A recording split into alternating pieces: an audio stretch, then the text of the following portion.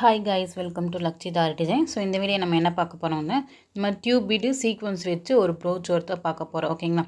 இப்போ எப்பவும் போல மாதிரி ஊசியில் நூல் கோர்த்து எடுத்துக்கோங்க. நான் பார்த்தீங்கன்னா இந்த மாதிரி ஊசியில் நூல் கோர்த்து எடுத்துகிட்டு ஃபஸ்ட்டு கிளாத்லேருந்து ஊசி குத்தி எடுத்துக்கிறோம். ஓகேங்களா? ஸோ எடுத்துகிட்டு டியூப் பீட்ஸை வந்து லோட் பண்ணிக்க போகிறேன். நான் வந்து 1 இன்ச் டியூப் பீட் எடுத்துக்கிறேன். ஓகேங்களா? ஸோ இந்த மாதிரி டியூப் பீட்ஸ் எடுத்துகிட்டு அதை லைட்டாக இந்த மாதிரி கிராஸாக ரைட் சைடு நான் வச்சுட்டு அந்த பீடு எங்கே நேற்றுக்கு முடியுதோ அந்த நேற்றுக்கு ஊசி குத்தி கீழே ரிட்டன் இந்த மாதிரி கொண்டு போய்க்கிறேன். ஓகேங்களா? ஸோ நான் 1 இன்ச் எடுத்துக்கிறேன். நீங்கள் வந்து 1/2 இன்ச் வேணாலும் 1/2 இன்ச் எடுத்துக்கலாம். இல்லை 1 இன்ச்லேயே வந்து இந்த ஒர்க் பண்ணுறீங்கனாலும் இந்த தாராளமாக பண்ணிக்கலாம். ஓகேங்களா? இப்போ அடுத்து பார்த்தீங்கன்னா, ஸோ அந்த பீடோட சென்டரில் ஊசி குத்தி எடுத்துகிட்டு இன்னொரு பீட்ஸ் லோட் பண்ணிவிட்டு அதை வந்து லெஃப்ட் சைடு வச்சு ஊசியை குத்தி கீழே கொண்டு போய்க்கிறோம். ஓகேங்களா? ஸோ இதே மெத்தட் தான் நம்ம ரைட்டு லெஃப்ட் வந்து ஒர்க் பண்ணிகிட்டே வருவோம். அந்த பீட்ஸோட சென்டரில் ஃபஸ்ட்டு ஊசி குத்தி எடுத்துக்குவோம். ஓகேங்களா? ஸோ இந்த மாதிரி தான் பண்ணுற பாருங்கள். இந்த மாதிரி செகண்ட் பீடில் சென்டரில் ஃபஸ்ட்டு ஊசி குத்தி எடுத்துட்டேன். ஸோ எடுத்துகிட்டு மறுபடியும் ஒரு டியூப் பீட்ஸ் வந்து லோட் பண்ணிக்கிறேன்.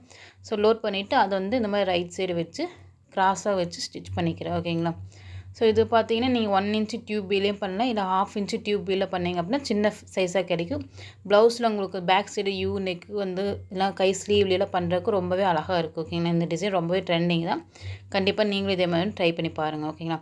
இப்போ அடுத்த பீட்ஸுக்கு இதே மாதிரி சென்டரில் ஃபஸ்ட்டு நான் ஊசியை குத்தி எடுத்துகிட்டு இன்னொரு டியூப் பீட்ஸ் வந்து லோட் பண்ணிக்கிறேன். ஸோ லோட் பண்ணிவிட்டு அதை வந்து என்ன பண்ணுறேன்னா மறுபடியும் லெஃப்ட் சைடு வந்து கிராஸாக வச்சு ஊசி குத்தி கீழே எடுத்துக்கிறேன். ஓகேங்களா?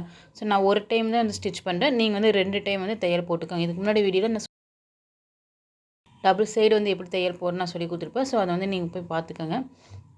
ஸோ இந்த மாதிரி 2 டைம் தையல் போட்டுட்டிங்க அப்படின்னா தான் கொஞ்சம் நல்லா ஸ்ட்ராங்காக நிற்கும். ஓகேங்களா? இப்போ அடுத்து அதே மாதிரி தான். ஸோ அந்த இன்னொரு டியூப் பீட்ஸ் லோட் பண்ணிக்கிறேன். ஸோ லோட் பண்ணிவிட்டு அதே மாதிரி ரைட் சைடு வைக்கிறோம். நம்ம ஒவ்வொரு சைடுமே ரைட்டு லெஃப்ட்டு டியூப் பீட்ஸ் வந்து வச்சு ஸ்டிச் பண்ணிகிட்டே வருவோம். ஒவ்வொரு பீட்ஸையும் நம்ம ஆரம்பிக்கும் போது என்ன பண்ணுறோமோ சென்டரில் வந்து ஊசி குத்தி எடுத்தோம் அப்படின்னா லெஃப்ட் சைடு ஸ்டிச் பண்ணுறோம். அடுத்து என்ன பண்ணுறோம், லெஃப்ட் சைடு ஸ்டிச் பண்ண டியூப் பீட்ஸோட சென்டரில் ஊசி குத்தி எடுக்கிறோம். மாதிரி ரைட் சைடு வந்து ஸ்டிச் பண்ணுறோம். ஓகேங்களா? நீங்கள் அந்த பீட்ஸோட சென்டர்லேருந்து எடுத்தீங்க அப்படின்னா தான் உங்களுக்கு இந்த கேப்பே இல்லாமல் ஸ்டெப் பை ஸ்டெப்பாக இருக்கிற மாதிரி இருக்கும். ஓகேங்களா? நீங்கள் கொஞ்சம் தள்ளி வந்து ஊசி குத்தி எடுத்துட்டிங்க அப்படின்னா உங்களுக்கு அந்த நேரத்து கேப் தெரிய ஆரம்பிச்சிடும். ஸோ அதனால் நீங்கள் அந்த சென்டர் பாயிண்ட் கரெக்டாக வந்து ஊசி குத்தி எடுத்தீங்க அப்படின்னா உங்களுக்கு கரெக்டாக வந்து எல்லாமே அப்படியே ஸ்டெப் பை ஸ்டெப்பாக செட்டாக இருக்கிற மாதிரி இருக்கும். ஓகேங்களா? இப்போ அடுத்து பார்த்திங்க அப்படின்னா நான் இந்த மாதிரி லெஃப்ட் சைடு இருக்க டியூப் பீட்ஸ் லாஸ்ட்டாக ஸ்டிச் பண்ணோம். அதோட சென்டரில் ஊசி குத்தி இந்த மாதிரி எடுத்துகிட்டு இன்னொரு டியூப் பீட்ஸ் வந்து லோட் பண்ணிவிட்டு அதை வந்து ரைட் சைடு கிராஸாக வச்சு ஸ்டிச் பண்ணிக்கிறேன். ஓகேங்களா? ஸோ இந்த மாதிரி தான் நீங்கள் ஸ்டிச் பண்ணும்போது அந்த த்ரெட்டை கொஞ்சம் நல்லா டைட்டாக பிடிச்சிட்டு பீட்ஸ் எந்த நேரத்துக்கு முடியுதோ அந்த நேரத்துக்கு வந்து ஸ்டிச் பண்ணுங்கள். ஓகேங்களா? அப்போ தான் வந்து உங்களுக்கு அந்த பீட்ஸ் அங்கிட்டு தூக்காமல் கொஞ்சம் கரெக்டாக ஸ்டிஃபாக நிற்கும். ஓகேங்களா?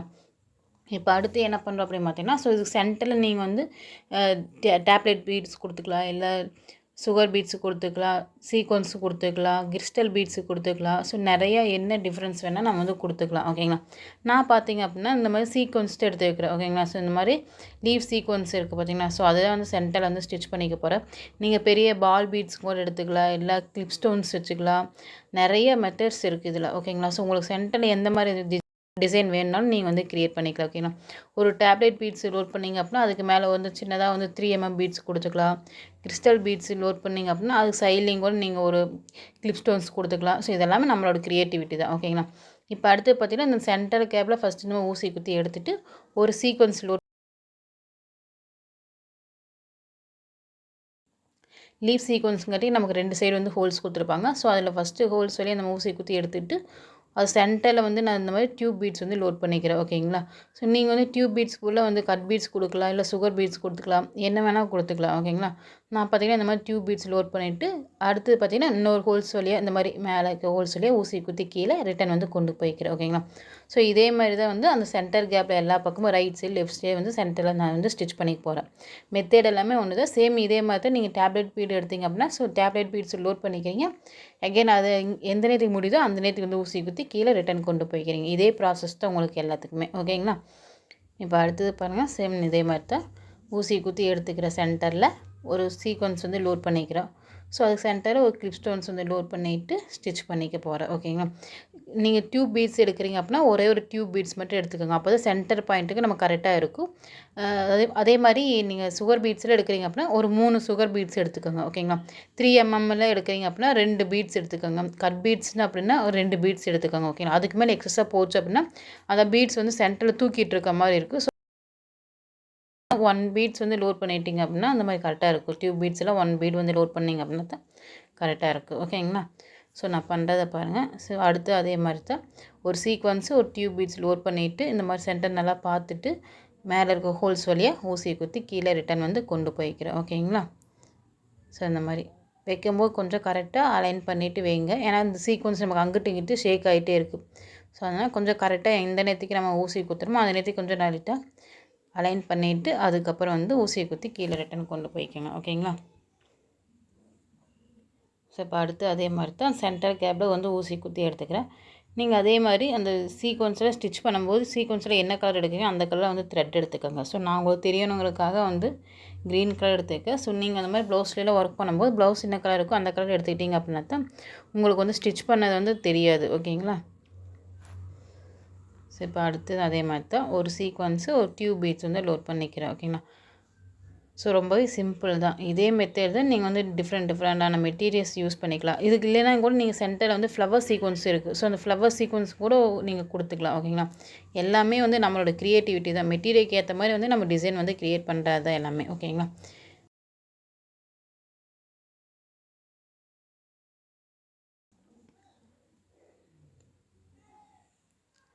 ஸோ இந்த மாதிரி டிசைன்ஸ் எல்லாம் நீங்களும் ட்ரை பண்ணி பாருங்கள். உங்கள் ப்ளவுஸில் ஒர்க் பண்ணி பாருங்கள்.